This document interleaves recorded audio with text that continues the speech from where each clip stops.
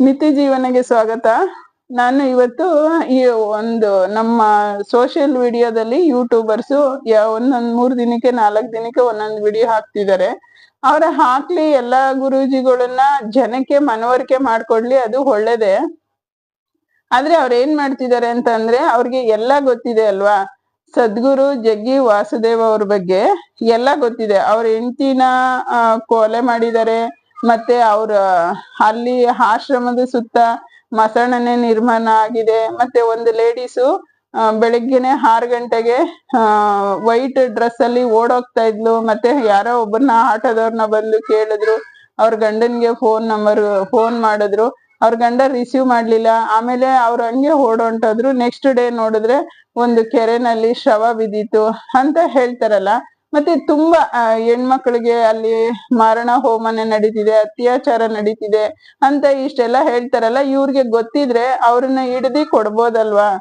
ಏನಾದ್ರೂನು ಇವಾಗ ಎಂತೆಂತ ಕೇಸುಗಳು. ಇವಾಗ ಒಂದೇ ಒಂದು ವಿಡಿಯೋದಲ್ಲಿ ಸಮೀರ್ MD ಅವರು ಎಷ್ಟು ಚೆನ್ನಾಗಿ ಆ ಕೇಸಸ್ನ ಒಂಥರ ಅದನ್ನ ಫೀಲ್ ಮಾಡಿ ಹೆಂಗೆ ವಿಡಿಯೋ ಮಾಡಿದ್ರು, ಆತರ ಇವ್ರು ಇಷ್ಟೊಂದು ಕತೆಗಳನ್ನ ಇಟ್ಕೊಂಡು ಒಂದನ್ನ ಅವ್ರಿಗೆ ಏನಾದ್ರೂ ಶಿಕ್ಷೆ ಆಗೋ ತರ ವಿಡಿಯೋ ಮಾಡಿದ್ರೆ ಪರವಾಗಿಲ್ಲ. ಇವಾಗ ನಿಮ್ಗೆ ಅಷ್ಟೊಂದು ಪ್ರೂಫ್ ಇದೆ ಅಂದ್ರೆ ಅದನ್ನ ಸಾಕ್ಷಿ ಸಮೇತ ಇವಾಗ ಸಮೀರ್ MD ಅವರು ಎಷ್ಟು ಚೆನ್ನಾಗಿ ಸಾಕ್ಷಿ ಸಮೇತವಾಗಿ ಹಿಡಿದು ಕೊಟ್ರಲ್ವಾ.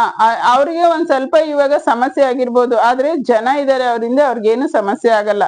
ಆತರ ನೀವು ಸಾಕ್ಷಿ ಸಮೇತವಾಗಿ ಹಿಡ್ದಿ ಕೊಟ್ರೆ ವಿಡಿಯೋ ಮಾಡಿದ್ರೆ ಚೆನ್ನಾಗಿರುತ್ತೆ. ಪ್ರತಿ ಒಂದು ಸಾಕ್ಷಿನೂ ವಿಡಿಯೋ ಮಾಡಿ ಕೊಟ್ರೆ ಜನಕ್ಕೂನು ಹೌದಲ್ವಾ ಈ ತರ ಇದೆ ಅಂತ ಅನ್ನೋ ಒಂದು ಮನವರಿಕೆ ಆಗತ್ತೆ. ಇದೇನಾಗ್ತಿದೆ ಅಂದ್ರೆ ಕಾಗೆ ಗೂಗೆ ಗುಬ್ಬಕ್ಕ ಅವ್ರು ಹೇಳಿದ್ರು, ಇವ್ರು ಹೇಳಿದ್ರು, ಮತ್ತೆ ಅವ್ರ ಜೊತೆ ಇರೋರು ಹೇಳಿದ್ರು, ಅವ್ರ ಹೆಂಡತಿಗೆ ಹೊಟ್ಟೆಗೆ ಏಟ್ ಬಿದ್ದಿತ್ತು ಅಂದ್ರೆ ಇದನ್ನ ಯಾರು ನಂಬಲ್ಲ. ಜನಗಳು ಸಾಕ್ಷಿನೇ ಇದ್ರೇನೆ ಸಾಕ್ಷಿನ ನಾಶ ಮಾಡಿ ಕೇಸನ್ನ ಇದ್ ಮಾಡಲ್ಲ. ಅಂಥದ್ರಲ್ಲಿ ಇದನ್ನ ಕಾಗೆ ಗೂಗೆ ಗುಬ್ಬಕ್ಕನ್ ಕತೆ ಹೇಳ್ದಂಗೆ ಹೇಳಿದ್ರೆ ಸರಿ ಹೋಗೋದಿಲ್ಲ. ನಾನು 2-3 ಸತಿ ವಿಡಿಯೋ ನೋಡ್ದೆ. ಆ ವಿಡಿಯೋದಲ್ಲಿ ನನ್ಗೇನು ಅಂತ ಸಾರಾಂಶ ಸಿಕ್ಲಿಲ್ಲ. ಪಾಪ ಕಷ್ಟಪಟ್ಟು ವಿಡಿಯೋ ಮಾಡ್ತಾ ಇದ್ದೀರಾ ನೀವು, ಆದ್ರೆ ಸಾಕ್ಷಿ ಸಮೇತ ಪ್ರೂಫ್ ಕೊಟ್ಟಾಗ ಅದು ಒಂಥರ ಇದಾಗತ್ತೆ, ಹೊರಕಾಗತ್ತೆ. ಈಗ ಹೋಗ್ಲಿ ನೀವು ವಿಡಿಯೋ ಮಾಡ್ತಾ ಇದ್ದೀರಾ, ಅವ್ರ ಕಡೆ ಹೋಗೋ ಜನ ಏನಾದ್ರೂ ಕಮ್ಮಿ ಆಗಿದಾರ? ಇವಾಗ ನೀವು ಎಲ್ಲಾರ ಹೆಸರು ತಗೊಂಡಿದ್ದೀರಾ, ಅವ್ರ ಹೆಸರುನ ನೀವು ಪಾಯಿಂಟ್ ಔಟ್ ಮಾಡ್ತಾ ಇರೋದು ಜಗ್ಗಿ ವಾಸುದೇವ್ ಗುರೂಜಿನೇ ನೀವು ಮಾಡ್ತಾ ಇರೋದು. ಆದ್ರೆ ರವಿಶಂಕರ್ ಗುರೂಜಿ ಆಗಿರ್ಬೋದು, ನಿತ್ಯಾನಂದನ್ ಆಗಿರ್ಬೋದು, ಬಾಬಾ ಅವ್ರದ್ದು ಏನೂ ಸ್ಟೋರಿ ಇಲ್ಲ ನಿಮ್ದು ಅದ್ರಲ್ಲಿ.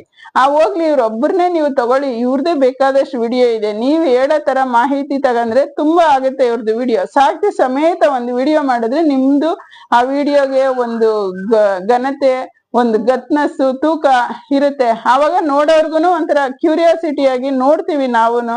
ಆತರ ಮಾಡಿದಾಗ ನಾವುನು ಇಷ್ಟಪಡ್ತೀವಿ. ಇದೇನಾಗ್ತಿದೆ ಅಂದ್ರೆ ಏನಂತ ಇದಿಲ್ಲ, ಅಯ್ಯೋ ಈ ತರ ಎಲ್ಲ ಇದೆಯಾ, ಈ ತರ ಮಾಡೋದ್ರಿಂದ ಪ್ರತಿ ಒಂದು ಮನುಷ್ಯನಿಗೆ ಅವನ ಜನ್ಮದ ಪಾಪ ಪರಿವರ್ತನೆ ಆಗಿರ್ಬೋದು. ಅವನು ಎಷ್ಟೇ ಕಲ್ತ್ರುನು ಮನುಷ್ಯ ಕಲಿಯಕ್ ಆಗಲ್ಲ. ನನಗೆ ನಾನ್ ದೊಡ್ಡ ಇದು ಅಂತ ಯಾರು ಹೇಳ್ಕೊಳಕ್ ಆಗಲ್ಲ. ಪ್ರತಿ ಒಬ್ರಿಗೂ ಒಬ್ರು ಗುರು ಬೇಕೇ ಬೇಕು. ಹಂಗಾಗಿ ಎಲೆಮರೆ ಕಾಯ್ತರ ಇರೋ ಗುರುಗಳು ತುಂಬಾ ಇದಾರೆ. ಅವ್ರಿಗೆ ಇದು ಎಫೆಕ್ಟ್ ಆಗುತ್ತೆ. ನೀವು ಮಾಡ್ತಾ ಇರೋ ವಿಡಿಯೋ ಆ ತರ ಗುರುಗಳಿಗೆ ಎಫೆಕ್ಟ್ ಆಗುತ್ತೆ. ಇವಾಗ ಬೇರೆ ಗುರೂಜಿಗಳೆಲ್ಲ ಎಲೆಮರೆ ಕಾಯ್ತಾರೆ ಇದಾರೆ. ಅವರು ಯಾರನ್ನು ನಾವು ಬರ್ತೀವಿ, ನಾವು ನಿಮಗೆ ಮುಂದೆ ನಮ್ಮನ್ನ ಹೈಲೈಟ್ ಮಾಡ್ರಿ ಅಂತ ಯಾರು ಹೇಳಲ್ಲ. ನಾವೇ ಜನಗಳು, ನಮ್ಗೆ ಆ ಕಷ್ಟ ಇದೆ, ನಮ್ಗೆ ಈ ಕಷ್ಟ ಇದೆ, ಹಂಗ್ ಮಾಡಿ ಗುರುಗಳೇ, ಹಿಂಗ್ ಮಾಡಿ ಗುರುಗಳೇ ಅಂತ ಜನನೇ ಹೋಗೋದು, ಜನನೇ ಹೈಲೈಟ್ ಮಾಡೋದು, ಜನನೇ ಎತ್ತಾಕೋದು. ಹಂಗಾಗಿ ನಾನೇನ್ ಹೇಳಕ್ ಇಷ್ಟಪಡ್ತೀನಿ ಅಂದ್ರೆ, ಇದು ಯಾವ್ದು ಸರಿ ಇಲ್ಲ. ಒಂದು ಹೆಣ್ಣು ಮಗಳನ್ನ ಹೆಂಡತಿ ಆಗಿರ್ಬೋದು, ಯಾರಾಗಿರ್ಬೋದು ಕೊಲೆ ಮಾಡಿದಾರೆ ಅಂತ ಅಂದ್ಮೇಲೆ ನೀವು ಗಾಳಿ ಸುದ್ದಿ ತಗೊಂಡು ದಯವಿಟ್ಟು ಮಾಡ್ಬೇಡಿ. ಆ ವಿಡಿಯೋದಲ್ಲೇ ಸಾಕು. ನೀವು ಎಲ್ಲಿ ಒಂದ್ ಸ್ವಲ್ಪ ಇದಾಗಿದೆ, ಎಲ್ಲಿ ಚೆನ್ನಾಗಿ ನಾನು ಸಾಕ್ಷಿನ ಪ್ರೂವ್ ಮಾಡಿದ್ರೆ ಈ ವಿಡಿಯೋ ಹೋಗುತ್ತೆ ಅಂತ ಅಂದ್ಬಿಟ್ಟು ಸ್ವಲ್ಪ ಸಾಕ್ಷಿ ಸಮೇತವಾಗಿ ವಿಡಿಯೋ ಮಾಡಿದ್ರೆ ನೀವು ತುಂಬಾ ಚೆನ್ನಾಗಿದೆ ಅದು ವಿಡಿಯೋ. ಆದ್ರೆ ನೀವು ಗಾಳಿ ಸುದ್ದಿ ಮಾತು ತರ ಇರೋದ್ರಿಂದ ಆ ವಿಡಿಯೋಗೆ ಅಷ್ಟೊಂದು ಸ್ವಾರಸ್ಯ ಇಲ್ಲ. ಹಂಗಾಗಿ ಆ ವಿಡಿಯೋಗೆ ಸಾಕ್ಷಿ ಸಮೇತ ಪ್ರೂಫ್ ನ ತಗೊಂಡು ನೀವು ವಿಡಿಯೋ ಮಾಡ್ತಾ ಇದ್ದೀರಾ ಕಷ್ಟಪಟ್ಟು. ಅವಾಗವಾಗ ಅವ್ರ ಬಗ್ಗೆ ವಿಡಿಯೋ ಹಾಕ್ತಾ ಇದ್ದೀರಾ. ಅದು ನಿಮ್ಮ ಅನಿಸಿಕೆ ನ್ಯಾಯ ಸಿಗಬೇಕು ಅನ್ನೋದಿದ್ರೆ ಅದನ್ನ ಸಾಕ್ಷಿ ಸಮೇತವಾಗಿ ಆದಷ್ಟು ವಿಡಿಯೋ ಮಾಡಿ, ಅದ್ರಲ್ಲೇನು ಇದಿಲ್ಲ. ಆದ್ರೆ ಈ ತುಂಬಾ ಗುರುಗಳು ಇದಾರೆ, ಎಲೆಮರೆ ಕಾಯ್ತಾರೆ ಇದಾರೆ. ಮತ್ತೆ ಮೊನ್ನೆ ನಾನು ಒಬ್ಬರನ್ನ ನಮ್ ಫ್ರೆಂಡ್ ಹೇಳಿದ್ರು, ಅವ್ರು ಯಾರೇ ಇಲ್ಲೆಲ್ಲ ನಾಗರಬಾವಿಲಿ ಇದಾರಂತೆ ಗುರುಗಳು. ಅವರು ಟಿವಿನಲ್ಲಿ ಮೊಬೈಲ್ ಅಲ್ಲೆಲ್ಲ ಅವ್ರದ್ದು ಯೂಟ್ಯೂಬ್ ಅಲ್ಲೆಲ್ಲ ಬರ್ತಾರೆ. ಅವರು ಏನೋ ಪಾಪ ಪರಿವರ್ತನೆ ಆಗ್ಬಿಡತ್ತೆ ಅಂತಾನೆ ಪ್ರೋಗ್ರಾಮ್ನ ಶುರು ಮಾಡ್ತಾರೆ. ಪಾಪ ಪರಿವರ್ತನೆ ಯಾರ್ದು ಆಗಲ್ಲ. ಅವರು ಒಳ್ಳೆತನದಲ್ಲಿ ನಡ್ಕೊಂಡು ಅವ್ರ ಕೇಳ್ಕೊ ಬಂದಿರೋದು, ಒಳ್ಳೆತನದಲ್ಲಿ ನಡ್ಕಂಡ್ರೆ ಒಂದ್ ಸ್ವಲ್ಪ ಕಾಲಕ್ ಬೀಳೋದು, ತಲೆಗ್ ಬೀಳೋದು, ಕಾಲಕ್ ಬೀಳ್ಬೋದು ಏಟು. ಹಂಗ ಅಂದ್ಬಿಟ್ಟು ನಾ ಏಟೇ ಬೀಳೋದನ್ನ ತಪ್ಪಿಸ್ತೀನಿ ಅನ್ನೋದೆಲ್ಲ ದೊಡ್ಡ ಸುಳ್ಳು. ಅದು ಯಾವ ಮಾಂತ್ರಿಕ ಆಗ್ಲಿ ಯಾರು ಏನು ಮಾಡಕ್ ಆಗೋದಿಲ್ಲ. ನಮ್ಮ ಪಾಪ ಪುಣ್ಯಗಳನ್ನ ನಾವು ಅನುಭವಿಸ್ಲೇಬೇಕು. ಅವ್ರ ಹತ್ರ ಅವ್ರು ತುಂಬಾ ಹಂಗೆ ಹಿಂಗೆ ತುಂಬಾ ಚೆನ್ನಾಗಿ ಹೇಳ್ತಾರೆ, ಮಾಡ್ತಾರೆ. ಪಾಪ ಪರಿವರ್ತನೆ ಆಗ್ಬಿಡತ್ತಂತೆ, ಕರ್ಮ ಫಲನೇ ಇರಲ್ವಂತೆ ಅವ್ರ ಹತ್ರ ಹೋದ್ರೆ ಅಂತ ಹೇಳಿದ್ರು. ಸರಿ ನಾನು ನೋಡೋಣ ಅಂತ ಅಂದ್ಬಿಟ್ಟು ಫೋನ್ ಮಾಡಿದೆ. ನಾನು ಹೋಗ್ಲಿಲ್ಲ. ಅವರು ಫೋನಲ್ಲಿ ಮಾತಾಡಲ್ವಂತೆ. ಅವರು ಆನ್ಲೈನ್ ಅಲ್ಲಿ ಮಾತ್ರ, ಟಿವಿನಲ್ಲಿ ಮಾತ್ರ ಅವರು ಆನ್ಲೈನ್ ಅಲ್ಲಿ ಸುಮ್ನೆ ಯಾವಾಗ ಹೋದಾಗ ತೋರಿಸ್ತಾರೆ. ಅಲ್ಲಿ ಯಾರನ್ನೂ ಜಾಸ್ತಿ ಮಾತಾಡ್ಸಲ್ಲ ಅವರು. ಸುಮ್ನೆ ಅವರ ಒಂದು ಹೆಗ್ಗಳಿಕೆಗೋಸ್ಕರ, ಅವರು ಪ್ರಚಾರ ಆಗ್ಬೇಕು ಅದಕ್ಕೋಸ್ಕರ ಅವರು ಮಾಧ್ಯಮದಲ್ಲಿ ಬರ್ತಾರೆ. ಅವಾಗ ಹೇಳ್ತಾರೆ ಅವ್ರ ಕಡೆ ಇರೋರು ಅಲ್ಲಿ ಅವರು ಬುಕ್ ಮಾಡ್ಕೊಳ್ತಾರಂತೆ ಎಷ್ಟೊತ್ತಿಗೆ ಏನು ಯಾವ ಡೇಟಿಗೆ ಅಂತ ಅಂದ್ಬಿಟ್ಟು, ಮತ್ತೆ ಏನೇನ್ ತಗೊಬರ್ಬೇಕು ಅಂದ್ಬಿಟ್ಟು ಅವ್ರು ಹೇಳೋದಂತೆ. ಅದಕ್ಕೆ 36,000ನ ಅವ್ರಿಗೆ ಫೀಸೇ ಕೊಟ್ಟು ಹೋಗ್ಬೇಕಂತೆ ಅವ್ರ ಹತ್ರ. ಇವಾಗ 36,000 ಫೀಸ್ ಕೊಟ್ಟು ಹೋದ್ಮೇಲೆ ಅವ್ರು ಇಲ್ದಿರೋದ್ ಏನಾದ್ರು ಹೇಳ್ತಾರೆ. ಇವಾಗ ನಾವ್ ಅವ್ರ ಹತ್ರ ಹೋಗ್ಲಿಲ್ಲ ಅಂದ್ರೆ ಅಯ್ಯೋ ಬಿಡು ನಮ್ಮ ಹಣೆ ಬರ ಅನ್ಕೊಳ್ತೀವಿ. ಅವ್ರ ಹತ್ರ ಹೋದಾಗ ಏನಾಗುತ್ತೆ, ಅವ್ರು ಯಾವ್ದೇ ಒಂದು ಪುರೋಹಿತರಾಗಿರ್ಬೋದು, ಯಾರೋ ಒಂದ್ ಶಾಸ್ತ್ರ ಹೇಳೋರಾಗಿರ್ಬೋದು, ಜ್ಯೋತಿಷ್ಯ ತೀರಾ ಚೆನ್ನಾಗ್ ಜ್ಯೋತಿಷ್ಯ ಗೊತ್ತಿರೋರು ಯಾರನ್ನು ಆತರ ಇದ್ ಮಾಡಲ್ಲ.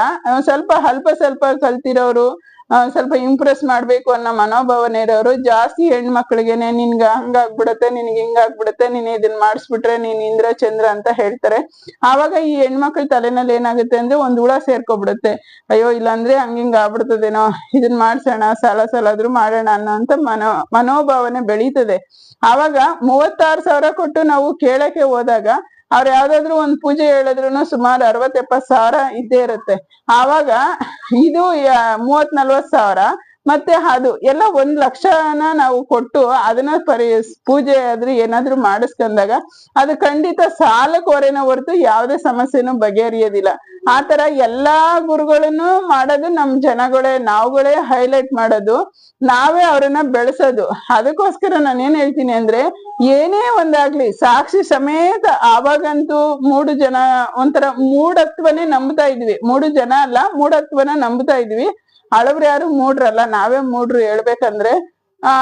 ಮೌಢ್ಯತೆನ ನಂಬ್ತಾ ಇದ್ರು ಅವಾಗ. ಇವಾಗ ಏನ್ ಎಲ್ಲಾರ ಕೈಯಲ್ಲೂ ಸ್ಮಾರ್ಟ್ ಫೋನ್ ಇರೋದ್ರಿಂದ ಪ್ರತಿಯೊಂದನು ಸಾಕ್ಷಿ ಸಮೇತ ನಾವು ಪ್ರೂಫ್ ಮಾಡ್ಬೋದು. ಹಂಗಾಗಿ ಏನೇ ಮಾಡಿದ್ರು ಈ ದೊಡ್ಡ ಗುರುಗಳಿಂದ ಸಣ್ಣ ಪುಟ್ಟ ಗುರುಗಳಿಗೆ ಹೊಡ್ತ ಬೀಳುತ್ತೆ ಇದು. ಅದಕ್ಕೋಸ್ಕರ ನಾನು ಈ ವಿಡಿಯೋ ಮಾಡ್ತಾ ಇರೋದು. ನನ್ಗೆ ಬೇಸರ ಆಯ್ತು. ಅವರೆಲ್ಲ ಬೇಕಾದಂಗಿದ್ದಾರೆ, ಅವರೆಲ್ಲ ಮಿನಿಸ್ಟ್ರುಗಳು, ಮತ್ತೆ ಮೋದಿಜಿ ಆಗಿರ್ಬೋದು, ಅಮಿತ್ ಶಾ ಅವ್ರಾಗಿರ್ಬೋದು, ಎಲ್ಲ ದೊಡ್ಡವರ ಒಂದು ಬೆಂಬಲದಲ್ಲಿ ಇರೋದ್ರಿಂದ ಅವ್ರಿಗೇನು ಎಫೆಕ್ಟ್ ಆಗೋದಿಲ್ಲ. ಇವಾಗ ಯಾರೋ ಒಂದು ನೋಡ್ತಾ ಇರ್ತಾರೆ, ಒಂದು ಮನೆಯಲ್ಲೇನೆ ಆ ವಿಡಿಯೋನ ನೋಡ್ತಾ ಇರ್ತಾರೆ ಅಂತ ಇಟ್ಕೊಳ್ಳಿ. ಅಯ್ಯೋ ಹೌದಾ, ಈ ದೊಡ್ಡ ಇಂತ ಹೆಸರು ಮಾಡಿರೋರೆ ಈ ತರ ಆದ್ರೆ ಇನ್ ಸಣ್ಣ ಪುಟ್ಟ ಗುರುಗಳು ಇನ್ ಹೆಂಗಿರ್ಬೇಕು ಅನ್ನೋದು ಒಂಥರ ಅನುಮಾನದ ಹುಳನ ಬಿಟ್ಟಂಗ ಆಗುತ್ತೆ. ಅದಕ್ಕೆ ನಾನು ಏನ್ ಕೇಳ್ಕೊಳ್ತೀನಿ ಅಂತ ಅಂದ್ರೆ, ಇದ್ರಲ್ಲಿ ಯಾರ್ದು ತಪ್ಪಲ್ಲ, ಅದಕ್ಕೆ ಸಾಕ್ಷಿ ಬೇಕಾಗಿದೆ. ಆ ವಿಡಿಯೋಗೆ ಸಾಕ್ಷಿ ಬೇಕು. ಸಾಕ್ಷಿ ಇರೋ ತರ, ಪ್ರೂವ್ ತರ.